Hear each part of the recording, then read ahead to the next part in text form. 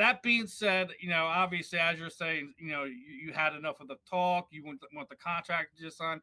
Do you think you guys are still gonna haggle over these last, 10 pounds or so? Or are you gonna fight at 45? Are you gonna go down to 35? Because we've talked about like potentially going down and entertaining other fights. We've had you on here. Obviously, before you retire, you'd love to get in there with somebody like the likes of Chris Cyborg. What Mhm. are your overall thoughts on if this thing is actually going to happen and what it would look like to the fans? At this point, I will do whatever I need to do to make it happen because, like I said, I'm not into the talking, and apparently she's just not going to shut up. So I am willing to do whatever is necessary.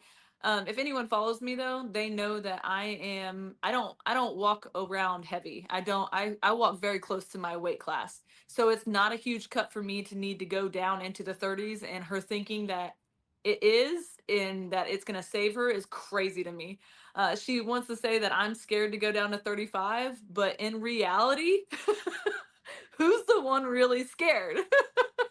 Because if you think about it, it's plain and simple that if you sit there and call yourself the queen of violence and call someone out, but then make them cut weight because you're scared to fight them at 45 or 40, it doesn't make sense. Like, it doesn't, the math isn't calculating. You know what I mean?